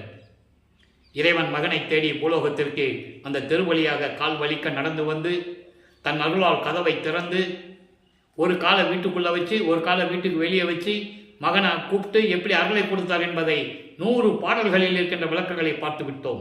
திரு அற்பரகாச மாலை என்ற பாடலில் இருக்கின்றதை பார்த்துட்டோம். ஆக எல்லா அருளையும் வாங்கிட்டாரு. ஏம சித்தியை வாங்கிட்டாரு. ஏம சித்தி என்பது ஏற்கனவே விளக்கம் கொடுத்துருக்கேன். பொன் செய்கிறது மட்டும் அல்ல, அதை தங்கம் செய்கிற வித்தை மட்டும் அல்ல, எதை தொட்டாலும் தங்கமாகும், அது மட்டும் அல்ல, இன்னும் நிறைய அதில் சித்திகள் அடங்கி இருக்கிறது. அது எல்லாமே ஒட்டுமொத்தமாக தான் ஏம சித்தி. பறக்கிற சக்தி, பல உருவங்களில் ஒரே இடத்துல இருக்கிறது, இப்படியெல்லாம் நிறைய விளக்கங்கள் உண்டு. தத்துவங்களை கடப்பது, அந்தங்களை கடப்பது, வெளிகளை கடப்பது, எல்லா சித்திகளையும் வாங்கிவிட்டார் சென்னையில் இருக்கும் போதே. இப்போ வள்ளற்பெருமானவர்கள் 5வது எட்டில் இருக்கிறார். ஐயட்டம் 40. 33வது ஆண்டிலிருந்து 40 ஆண்டுகளுக்குள் என்ன நடந்தது என்பதை திருவருட்பாவில் இருக்கின்ற பாடல்களின் மூலமாக தெளிவாக பார்த்து விட்டோம். தத்துவங்களை கடந்து எப்படி போறாரு? தத்துவங்களை தனித்தனியாக கடந்தேன், தத்துவாதீத மேல்நிலையில் சித்தியல் முழுதும் தெரிந்தேன், அவை மேல் சிவநிலை தெரிந்திட சென்றேன். அண்டர்லைன், சென்றேன். என்ன எங்க போனாரு? மக்கள்கிட்ட சொல்லணும். அண்டங்களை தாண்டி, வெளிகளை தாண்டி, பரவெளி, பரம்பரவெளி, பராபரவெளி, பெருவெளி, பெருசுக வெளிகளை தாண்டி, சரியக்கிரிய யோகம் என்ற 12 நிலைகளையும் தாண்டி, அதெல்லாம் சமயங்களை சார்ந்தது. ஞான சரியை தான் சுத்த சன்மார்க்கம் மரணமில்லா பெருவாளிலிருந்து தொடங்குது. அதை பாடல்களிலே எப்படி கூறியிருந்தார் என்ற விளக்கத்தையும் பார்த்தோம். பன்மார்க்கம் கடந்தேன் என்று சின்னம்பிடி, 12 மேல் நின்று சின்னம்பிடி. பன்மார்க்கம் என்பது 12 மார்க்கங்கள். சரியில 4, கிரியில 4, யோகத்தில் 4. சரியில் சரியை, சரியில் கிரியை, சரியில் யோகம், சரியில் ஞானம், இப்படி ஒவ்வொன்றுக்கும் உண்டு. ஞான சரியை, ஞான கிரியை, ஞானத்தில் யோகம், ஞானத்தில் ஞானம், இதெல்லாம் சுத்த சன்மார்க்கத்தில் இருப்பது. சமயங்களும் மதங்களும் மார்க்கங்களும் சாராதது. அப்போ எல்லாம் தாண்டி பறந்து சென்று கொண்டிருக்கிறார். அங்கே சத்தியஞான சபை இருக்கிறது, சுத்த சிவஞான வெளியிலே. அங்கே போய் தான் சுத்த சன்மார்க்கம் வாங்கணும். சாகா கல்வியை அங்கே தான் போய் கற்றுக்கணும். அவர் தெளிவாக கூறியிருக்கிறார் பாடல்களிலே. இறைவன் கொடுத்த விளக்கத்தின்படி உங்களிடம் விளக்கி நான் கூறிக்கொண்டிருக்கிறேன் இந்த வள்ளலார் ஊழியன்.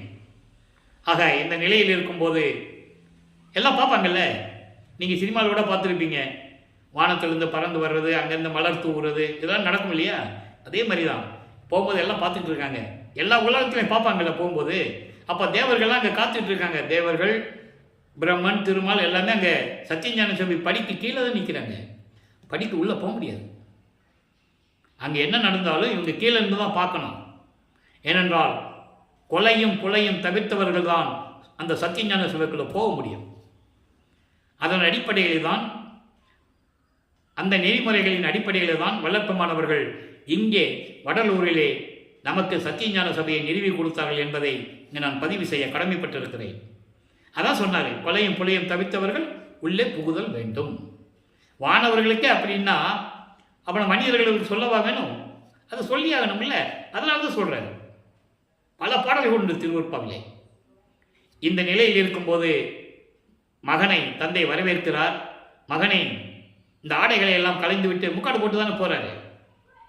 புனித நீராடி புத்தாடை அணிந்து அணிகலன்கள் எல்லாம் அணிந்து மங்கள கோலத்துடன் வருவாயாக.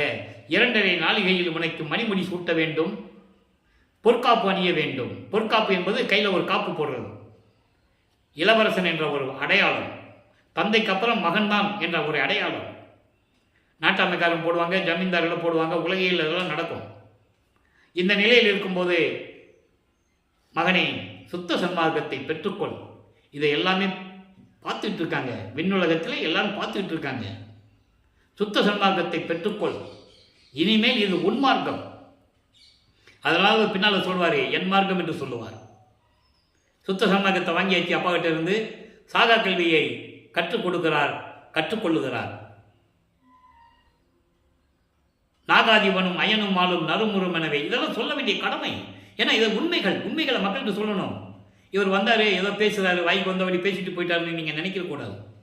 பாடல்களில் இருக்கிறது எல்லாருமே நறுமுறுன்னு இருக்காங்களாம், பல்ல கடிச்சுக்கிட்டு கோபத்தில். நிறைய பாடல்கள் உண்டு. ஞான அமுதம் அளித்தாய் நானும் உண்டு துண்ணவே, சாகா கலையை பயிற்று தந்த தயவையே சாற்றது கரிது. சாகா கல்வியின் தரமெல்லாம் கற்பித்து என்று சொல்லுவார், அகவலியில் வரும், நிறைய இடங்களில் உண்டு.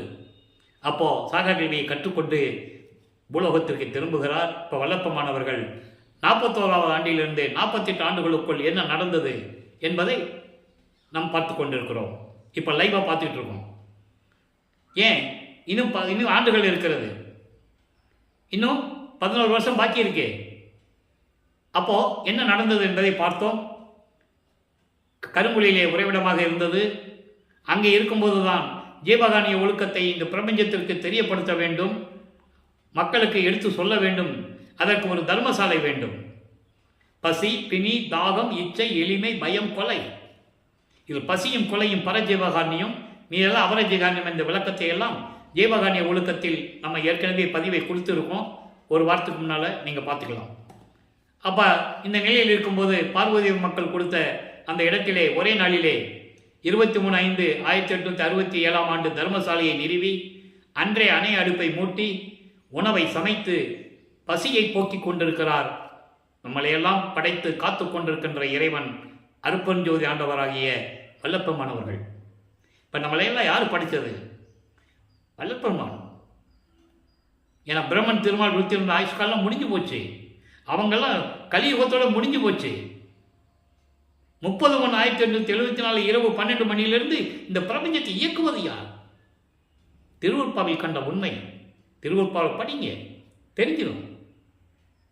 ஆக இந்த நிலையில் அவர் 1869ஆம் ஆண்டு மஞ்சக்குப்பம் கோர்ட்டு கடலூர் மாவட்டத்திலே இருக்கின்ற நீதிமன்றத்திலே ஆறுமுக நாவலார் அருட்பாவை திருவருட்பாவை மறுப்பாய் என்று அறிவிக்க வேண்டும் என்று வழக்கு தொடர்ந்து விட்டார். முத்துசாமி ஐயர் என்ற ஒரு வழக்கறிஞரை அமைத்து வடலூரிலே ராமலிங்க பிள்ளை என்பவர் எந்த கல்லூரியிலும் புலவர் பட்டம் பெறாமல் தமிழ் இலக்கண இலக்கியங்களை கற்றுக்கொள்ளாமல் தவறாக பாடல்களை ஏற்றிக்கொண்டு சாதிகளையும் மதங்களையும் மார்க்கங்களையும் சமயங்களையும் சாடிக்கொண்டு இழிவுபடுத்திக் கொண்டு பாடல்களை ஏற்றி கொண்டிருக்கிறார். சாதிகளையும் மதங்களையும் மார்க்கங்களையும் தாங்கிக் கொண்டிருக்கின்ற நாங்கள் அதை ஏற்றுக்கொள்ள முடியவில்லை. எனவே அந்த பாடல்களை மறுப்பாய் என்று அறிவிக்க வேண்டும் என்று கூறி வழக்கு தொடர்ந்து விட்டார். விசாரணைக்கு வருகிறது. முதலே வாதியிடம் ஆறுமுக நாவலரை விசாரிக்கிறார்கள். அதன் பிறகு பிரதிவாதி எங்கே என்று கேட்கும்போது ராமலிங்க பிள்ளை எங்கே என்று கேட்கும்போது எல்லாம் திரும்பி பார்க்குறாங்க, ஆள் இல்லை. அப்போது அந்த நீதிமன்றத்திற்கு ஊழியர் கூப்பிடுவாங்க 3 தடவை. இன்றைக்கும் அது வழக்கத்தில் உண்டு நீதிமன்றங்களிலே. ராமலிங்க பிள்ளைன்னு கூப்பிடும்போது அங்கே எழுந்து அருளுகிறார். முக்கியமாக கவனிக்கணும், எழுந்து அருளுகிறார். எழுந்து அருளுகிறார் என்பது திடீர்னு அங்கே இருக்கிறது. மாட்டு வண்டியில் போகிறதில்லை, நடந்து போகிறதில்லை. வடலூர்லேருந்து அங்கே கடலூருக்கு நடந்து போனாரா, மாட்டு வண்டியில் போனாரா? இது ஏன் சொல்கிறோம்னா மக்களுக்கு புரியணும். எழுந்தருளுகிறார். அப்போ எல்லா சக்தியும் பெற்றவர்கள், எல்லா ஆற்றலையும் பெற்றவர்கள் அந்த நேரத்துக்காக காத்து கொண்டு இருக்கிறார்கள். அவ்வளோதான். சித்தி வளாகத்தில் மேட்டுக்குப்பத்தில் அப்பா மகனோட 2.5 கலந்துக்கணும், பிரிந்த சக்தியோடு மீண்டும் சேர்ந்துக்கணும். அதான் கான்செப்ட்.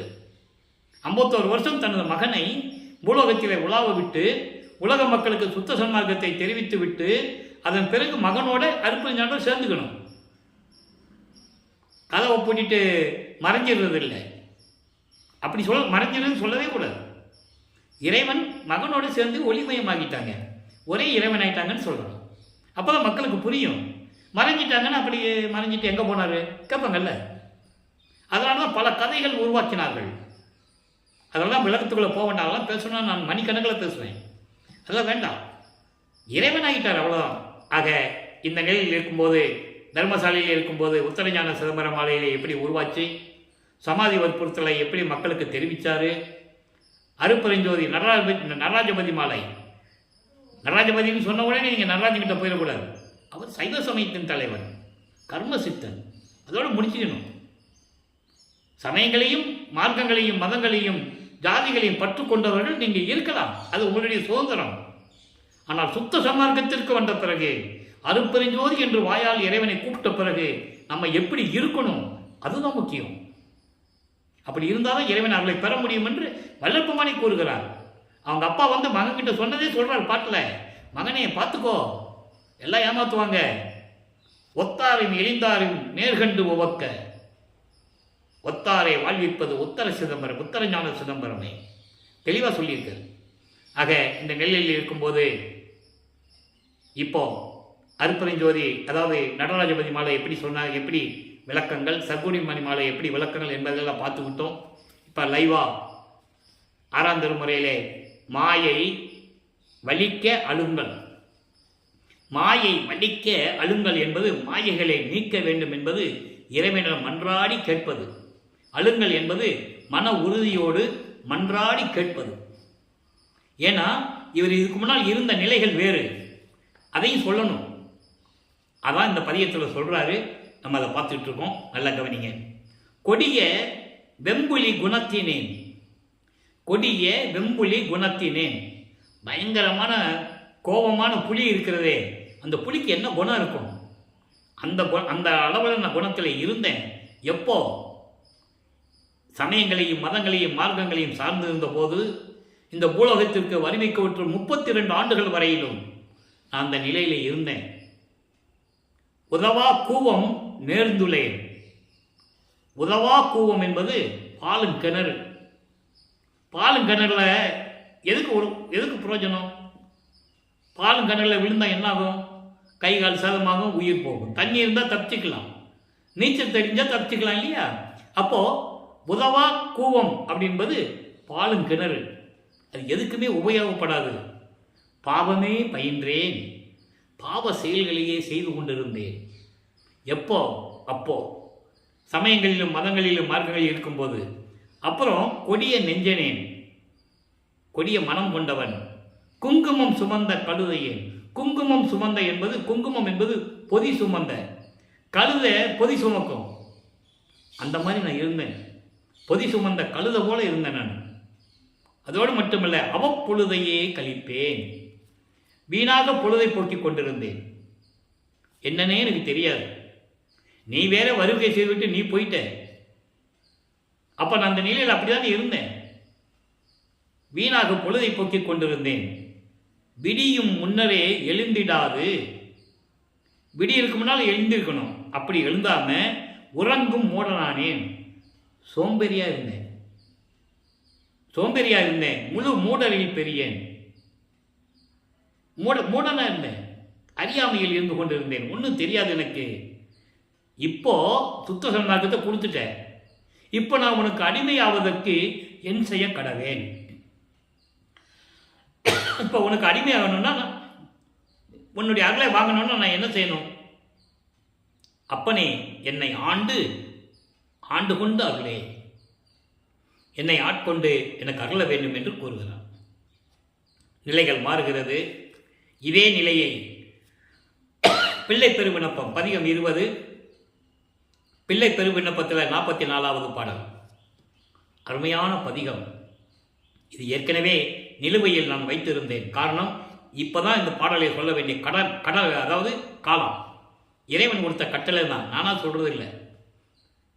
இப்போ பாருங்க, இந்த பாட்டில் பதியனே பொதுவில் பரம்ப நாடகம் செய்யும் பண்பனே, பதியனே என்பது அருட்பெருஞ்சோதி ஆண்டவரே, எனக்கு அடைக்கலம் கொடுத்த இறைவனே, அருளெல்லாம் இடமாக வைத்துக் கொண்டிருக்கின்ற இறைவனை, எப்படி வேணால் நீங்கள் சொல்லலாம். பொதுவில் பரம நாடகம் செய்யும் பண்பனே. பொது என்பது சத்தியஞான சபை. இப்போ நம்ம பேசுகிறதெல்லாம் அங்கே இருக்கிற சத்தியஞான சபை. இங்கே இருக்கிற சத்தியஞான பேசணும்னா நம்ம மேட்டுக்குப்பத்துக்கு போன பிறகு பேச முடியும். தர்மசாலையில் இருந்தாலும் கூட இப்போ அதை பற்றி நம்ம பேச முடியாது. அதுக்கு இன்னும் காலங்கள் இருக்குது. நம்ம அதை பற்றி பேசுவோம், அந்த சபையை பற்றி. இப்போ அந்த சபை திருச்சிற்றம்பலத்தில் இருக்கின்ற, அதாவது சுத்த சிவஞான வெளியில் இருக்கின்ற அந்த சத்தியஞான சபையிலே திருவிளையாடல் செய்து கொண்டு அதான் சொல்றாரு, பரம நாடகம் செய்யும். நாட்டியம் வேறு, நாடகம் வேறு. நாட்டியம் என்பது அருள் நடனம், நாடகம் என்பது திருவிளையாடல். அப்போ இரவுடைய திருவிளையாடல் சொல்லிட்டாரா? பண்பனே, நண்பனே, உலகில் ஓதியனே. ஓதி மரம். ஓதி மரம் என்பது எதுக்குமே உபயோகப்படாது. வீட்டு கதவு செய்ய முடியாது, ஜன்னல் செய்ய முடியாது, ஒன்றுக்குமே உதவாது ஓதி மரம். அதே மாதிரி உன்னால் வருவிக்க உற்று இந்த உலகிலே ஓதி மரம் போல இருந்து கொண்டிருக்கிறேன், இருந்தேன். பிறர்பால் உரத்த வார்த்தைகளால் ஒரு சில வாதங்கள் புரிந்தேன். கடுமையான சொற்களை தான் நான் பேசிட்டு இருந்தேன். எப்போ? சமயங்களையும் மதங்களையும் மார்க்கங்களையும் சார்ந்திருந்த போது உயிர் இரக்கம் தெரியாது, யார்கிட்ட எப்படி இனிமையாக பேசணும்னு தெரியாது. ஓதி மரம் போல நின்றுட்டு இருந்தேன். எதுக்கும் உதவக்கரையாக இருந்தேன், எதுக்கும் உதவாமல் இருந்து கொண்டிருந்தேன். அப்படி மதி இல்லாமையினால் அகங்கரித்து சுத்த சன்மார்க்க அறிவு இல்லாததினால், அப்போ சமயங்களையும் மதங்களையும் மார்க்கங்களையும் சார்ந்து கொண்டு அந்த அறிவில் இருந்தேன். அதனால் அகங்கரித்து கொண்டிருந்தேன், ஆணவத்தோடும் செருக்கோடும். மதி இல்லாமையினால், சுத்த சன்மார்க்கம் தெரியாதனால், அந்த அறிவு இல்லாதனால் ஆணவத்தோடு செருக்கோடு இருந்து கொண்டிருந்தேன். அதன் பின் அந்த வரியை போடுறார் பாருங்க. அதன் பின் வள்ளல் உன் அருளினால் அறிந்து. எப்போ? 33வது ஆண்டில். 32 ஆண்டுகள் வரைக்கும் இந்த நிலை. 33வது ஆண்டில் உன் அருளினால் அறிந்து விதியை நான் நொந்து. என்னடா இப்படியெல்லாம் இருந்துட்டுமே, நம்மளை இப்படியெல்லாம் திருவிளையாடல் செய்து இருக்க வச்சுட்டாரே. உலகில் பேசுவாங்கல்ல, இப்பவும் பேசிகிட்டு இருக்காங்க. விளையாட பற்றி பேசும்போது இப்பவும் பேசிகிட்டு இருக்காங்க. அவெல்லாம் திண்ணூர் பூசினவர் தான்ப்பா, அவெல்லாம் உருவ வழிபாடெல்லாம் செஞ்சுருக்காருப்பா, எல்லாம் உத்தராதி கட்டெல்லாம் போட்டிருந்தாரு, அதெல்லாம் ஒன்றும் பண்ணிக்கலாம், அதெல்லாம் ஒன்றும் தப்பு இல்லை. இப்பவும் பேசிகிட்டு இருக்காங்க இற்றைய பகல் வரை. அது தவறு என்பதை இங்கே கூறுகிறார். அறிந்து விதியை நான் நொந்து. இப்படியெல்லாம் நம்ம இருந்துட்டோமே, இறைவனுடைய திருவிளையாடலால் இப்படியெல்லாம் இருந்துட்டோமே. நொந்து நடுங்கியது எல்லாம் மெய்யனே நீ அறிந்ததுவே. மெய்யனே என்பது என்ன? மெய்யான கடவுள். மெய்யான கடவுள்னா என்ன? இயற்கை உண்மை விளக்கத்தின் கடவுள் அருட்பெருஞ்சோதி. ஆதியும் அந்தமில்லா தோன்றிய இறைவன் அருட்பெருஞ்சோதி. சாதியும் மதமும் சமயமும் பொய்யென ஆதியில் உணர்த்திய அருட்பெருஞ்சோதி. சாதியும் மதமும் சமயமும் காணா ஆதி அனாதையாம் அருட்பெருஞ்சோதி. அதான் இங்கே சொல்றாரு, மெய்யனே அருட்பெருஞ்சோதியே நீ அறிந்ததுவே. எல்லாம் உனக்கு தெரியும் தானே. என்னை ஒரு தாய் கருவில் நிற்க வச்சு, அங்கே 10 மாதம் இருக்க வச்சு, வெளியே கொண்டு வந்து 32 வருஷம் என்னை அலக்கழித்து, அதுக்கப்புறம் சுத்த சன்மார்க்கத்தை கொடுத்து, இன்னும் அந்த நடுக்கம் எனக்கு போகலையே, அந்த நடுக்கம் போகலையே இன்னும் எனக்கு, எல்லாம் உனக்கு தெரியும்ல என்று சொல்லி இந்த பாடலை அறிவிச்சுக்கிறார். இவ்வளோ அருமையான பாடல் பாருங்க. ஆக அடுத்து கடைசியாக ஒரே ஒரு விளக்கம் நண்பர்களே. 118வது பதிகம் சிவசிவ ஜோதி. நான் ஏற்கனவே சொல்லியிருக்கேன், சிவசிவன் சொன்ன உடனே சிதம்பரத்துக்கிட்ட போயிடக்கூடாது, சிவசிவ சொன்ன உடனே சிவபெருமான்கிட்ட போயிடக்கூடாது. சிவசிவ என்பது அருட்பெருஞ்சோதி. சிவசிவ ஜோதி என்பது அருட்பெருஞ்சோதி. அவருடைய நிலை இந்த பாடலில் சொல்கிறார். அருட்பெருஞ்சோதியவர் யார்? இப்போ சிவபெருமான் யார், நடராஜன் யார், சொக்கநாதன் யார், தியாகராஜன் யாருன்ற எல்லாம் நம்ம பார்த்துட்டோம். சைவ சமயத்தின் தலைவர்கள், அதை அடிப்படையாக கொண்டு இருக்கின்றவர்கள், அதை வணங்குகிறவர்கள் அந்த சமயத்தை சேர்ந்தவர்கள், அவ்வளவுதான். சுத்த சன்மார்க்கத்தை சேர்ந்தவர்கள் அல்ல. நம்ம உறவினர்கள் அல்ல. அதான் அவர் சொல்றார் வல்லப்பெருமான். இப்போ இந்த பாடல் என்ன சொல்றாருன்னு நம்ம பார்ப்போம். எளிமையான வரி, விளக்கம் எவ்வளவு வேணா சொல்லலாம். நமக்கு தான் நேரம் பத்தலை. நானும் எவ்வளவோ பேசணும்னு நினைக்கிறேன், முடியல. நானே சுருக்கி சுருக்கி தான் உங்களுக்கு விளக்கம் சொல்லிட்டு இருக்கேன். என்னை தானாக்கிய ஜோதி, இந்த ஒரு வரி இருக்கே, என்னை தானாக்கிய ஜோதி, இதுக்கு எவ்வளவு விளக்கம் சொல்லலாம் தெரியுமா? என்னை தானாக்கிய ஜோதி என்ன அர்த்தம்? என்னை அருட்பெருஞ்சோதி ஆண்டவராக்கியவர் சொல்லிட்டாரா? என்னை தானாக்கிய ஜோதி. அப்போ இறைவன் தன்னோடு கலந்து போவதை, கலந்து கொண்டதை தெளிவாக கூறுகிறார். என்னை தானாக்கிய ஜோதி, என்னை அருட்பெருஞ்சோதி ஆண்டவராக்கிய ஜோதி. இங்கே இங்கே என்பது இந்த பூலோகத்தில், இங்கே இறந்தாரை எல்லாம் எழுப்பும் ஓர் ஜோதி. ஏன் ஓர்னு போட்டாரு? வெறும் ஜோதின்னு சொல்லிக்கலாம்ல, ஏன் ஓர் ஜோதின்னு சொன்னாரு?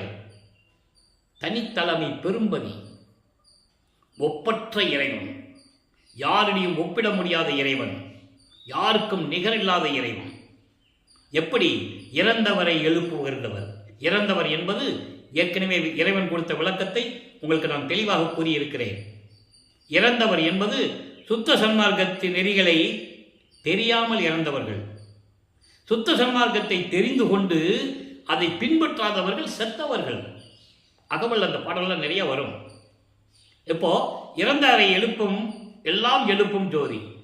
சுத்த சன்மார்க்கத்தை பின்பற்றாதவர்கள் இறந்த பிறகு அந்த ஆன்மாவிற்கு மறுபடியும் மனித பிறவியை கொடுத்து, மனித பிறவிதான் ஒப்பற்ற பிறவி. இந்த மனித பிறவியில் தான் எல்லாமே நம்ம ஏற்றுக்க முடியும். மிருகங்களோ மற்ற பிறவியில் பிறந்தால் எதுவுமே தெரியாது இல்லையா? அதான் இறந்தாரை மீண்டும் எழுப்பி மனித பிறவி கொடுத்து கொண்டு வந்து இந்த பூலோகத்துக்கு கொண்டு வந்து சுத்த சன்மார்க்கத்தை கொடுக்க வேண்டும். அப்பதான் அவர் மரணமில்லா பெருவாழ்வில் இருக்க முடியும். சுத்த சன்மார்க்கம் இருந்தால் தான் மரணமில்லா பெருவாழ்வில் இருக்க முடியும். இறைவனுடைய திருவடியிலேயே இருக்க முடியும். அவனுக்கு பிறவி கிடையாது, இறப்பு கிடையாது. அதான் மரணமில்லா பெருவாழ்வு. நல்லா புரிஞ்சுக்கணும் நீங்க.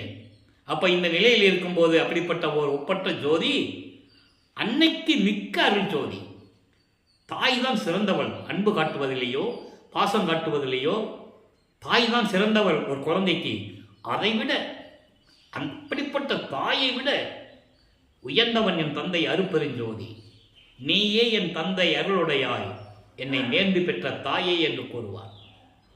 ஊழிதோர் ஊழி உளவினும் உளப்பெறாது ஓங்கி வாலி என்ற எனக்கு வைத்த நன்னிதியே என்று கூறுவார். இவ்வளவு பாடல்கள் நிறைய உண்டு. ஊழிதோர் ஊழி உயிர் தலைத்து ஓங்கினன் சொல்லுவார். இன்னொரு பாட்டில் சொல்லுவார், ஊழிதோர் ஊழி உளவினும் அழியா உடம்பை அளித்தனன் என்று சொல்லுவார். பெற்றேன் என்றும் இரவாமை வேதம் தவிர்ந்தே இறைவன் என்னை உற்றை கலந்தான், நானும் அவனை உற்றை கலந்தேன் ஒன்றானும். எற்றை அடியேன் செய்த தவம் யாரே புரிந்தார்? துற்றை எனினும், அதாவது இறைவனுடைய அமுதம் உண்டு உலகில் நீங்கள்லாம் வாழ்க வாழ்க துணியற்றே என்று சொல்லுவார். துன்பங்களையெல்லாம் நீக்கி சுத்த சன்மார்க்கத்து வாங்க, இறைவனுடைய அமுதம் சாப்பிடலாம் தெளிவாக சொல்லுவார். அப்போ அந்த நிலையில் இருக்கும்போது இதை சொல்கிறாரே, இறந்தாரை எழுப்பும் ஓர் ஜோதி, அன்னைக்கு மிக்க அருள் ஜோதி. அடுத்து சொல்வார் பாருங்க, என்னை ஆண்டு அமுதம் தந்த ஆனந்த ஜோதி. என்னை ஆண்டு அமுதம் தந்த ஆனந்த ஜோதி. இந்த நிலையை 3 நிலைகளிலே சொல்ல வேண்டும். ஒரு தாயின் கருவறையிலே இருக்கும்போது எப்படி அமுதம் கொடுத்தாரு, அதை தான் நம்ம பார்த்துட்டு இருக்கோம் இல்லையா? அதன் பிறகு தில்லையிலே தன் மகனுக்கு எப்படி காட்சி கொடுத்தாரு, அதுக்கப்புறம் சென்னையிலே எப்படி நடந்தது. அதனால என்னை ஆண்டு கொண்டு அமுதம் தந்த ஆனந்த ஜோதி. அமுதம் என்பது இதுக்கே நிறைய விளக்கம் கொடுக்கணும், நமக்கு நேரம் பத்தலை. அமுதம் என்பது இறைவனுடைய அருள் அமுதம் ஒன்று. பசின்னு சொல்லும்போது இவருக்கு மதிமண்டலத்து அமுதம் சுரக்கும், உள்நாக்கு வழியாக அமுதம் சுரக்கும். உச்சியிலேருந்து மதிமண்டலத்து அமுதம் உள்நாக்கு வழியாக அமுதம் சுரக்கும் அவருக்கு. அப்போ இவர் கருவறையிலிருந்து எதையும் உண்ணதே இல்லை, எல்லாமே அமுதம் தான். அவர் சமயங்களிலும் மதங்களிலும் சார்ந்து இருந்த போது, சென்னையில் இருந்தபோது அவர் உண்ட உணவெல்லாம் பின்னாளில் அமுதமாயிற்று என்று கூறுவார். எப்போ? சுத்த சன்மார்க்கத்தை பெற்ற பிறகு. ஆனால் அவர் ஏற்கனவே உண்டது அமுதமானது அவருக்கே தெரியாது. இது இறைவனுடைய திருவிளையாடலாம் நடந்துகிட்டு இருக்கு, அவருக்கே தெரியாது. அதை பின்னாளில் சொல்லுவார், விஞ்ஞானத்தை பெற்ற பிறகு. நான் அப்போ சாப்பிட்டதெல்லாம் எனக்கே தெரியாது, அது அமுதமாயிடுச்சுன்னு சொல்லுவார். உலகில் இருக்கிற பேசிட்டு இருப்பாங்களே, அவரெல்லாம் அதெல்லாம் சாப்பிட்டவர் தான்ப்பா, அங்கெல்லாம் போய் சாப்பிடுவார், எவ்வளோ விருந்தில் சாப்பிட்ருக்காரு அப்படின்னு சொல்லுவாங்க. சாப்பிட்டாலும் மற்றவங்களுக்கு சாப்பிட்ற மாதிரி தெரியும், அந்த உணவு உள்ளே போகிற மாதிரி தெரியும் மற்றவங்களுக்கு. ஆனால் அது அமுதமாயிடுச்சுன்னு சொல்லுவார். அதான் அந்த அமுதம் என்பது சுத்த சன்மார்க்கத்தையும் அமுதம் தான் சொல்லணும். அதை ஒரு பாடலில் சொல்லுவார், ஆக்கி அழித்தல் முதலாம் ஒரு தொழில் 5ஐயும் தேக்கி அமுது நீ செய் என்றான். அங்கே அமுதுன்னு வந்துடுச்சா? இந்த அமுதுன்ற வார்த்தைக்கு எவ்வளோ விளக்கங்கள் இருக்குது. நான் குறிப்பாக ஒன்று தான் சொல்கிறேன், நமக்கு நேரம் பத்தலை, இப்போவே நேரம் கடந்துகிட்டு இருக்கு. அப்போது தேக்கி அமுது நீ செய் என்றான். ஏற்கனவே பிரபஞ்சத்தில் 5 தொழிலையும் தனித்தனியாக செஞ்சுக்கிட்டு இருந்தாங்க. பிரம்மன், திருமால், ருத்திரன், மகேஸ்வரன், சதாசிவம். படைத்தல், காத்தல், அழித்தல், மறைத்தல், அருளன். என்னையே மொத்தமாக கொடுக்க சொன்னையே, மொத்தமாக நீ செய்யின்னு சொன்னையே, அப்போ எனக்கு என்ன வேணும்? உன்னுடைய அமுது வேணும், அருள் அமுது வேணும் இல்லையா? அதான் தேக்கி அமுது நீ செய் என்றான். நான் அமுது தானே, நீ செய் என்றான். தூக்கி எடுத்தான், அணைத்தான், இரவாத தேகம் கொடுத்தான், சிற்றம்பலத்து என்கோ. அங்கே இருக்கின்ற இறைவன் என்னை தூக்கி எடுத்தான். எதிலிருந்து தூக்கி எடுத்தாரு? சமயங்களிலும் மதங்களிலும் மார்க்கங்களிலிருந்து என்னை தூக்கி எடுத்து அணைச்சி எல்லா அருளையும் கொடுத்தான். சிற்றம்பலத்தில் இருக்கின்ற இறைவன் என்று கூறுகிறார். எனவே அன்பர்களே, இன்று பார்த்த திருவிளையாடல் உங்களுக்கு புரிந்திருக்கும் என்று நான் இந்த வள்ளலார் ஊழியன் கருதுகிறேன். எல்லாமே இறைவனால் அருளப்பட்டது. இறைவனுடைய தயவையும் கருணையும் வாங்கி கொண்டுதான் இந்த விளக்கத்தை உங்களுக்கு நான் சொல்லிக் கொண்டிருக்கிறேன் என்பதில் சொல்லுவதில் பெருமைப்படுகிறேன். எனவே நீங்களும் சுத்த சன்மார்க்கத்தில் இணைந்து ஜோதியை வழிபட்டு அருப்பெருஞ்சோதி அருப்பெருஞ்சோதி தனிப்பெருங்கண்ணை அருப்பெருஞ்சோதி என்ற மகாமந்திரத்தை உச்சரித்து நீங்கள்லாம் எல்லா செல்வங்களையும் பெற்று இந்த வையகத்திலே நிறுவி வாழ வேண்டும் என்று வாழ்த்தி இறைவனுடைய தயவாலையும் கருணையாலையும் இந்த வள்ளலார் ஊழியன் விடைபெறுகிறேன். மீண்டும் நாளை சந்திப்போம். நன்றி, வணக்கம். அருப்பெருஞ்சோதி அருப்பெருஞ்சோதி தனிப்பெருங்கருணை அருப்பெருஞ்சோதி. நாளையும் இறைவனுடைய திருவிளையாடல் தொடரும். கண்டு மகிழ்ந்து இறைவனர்களை பெற்றுக்கொள்ளுங்கள்.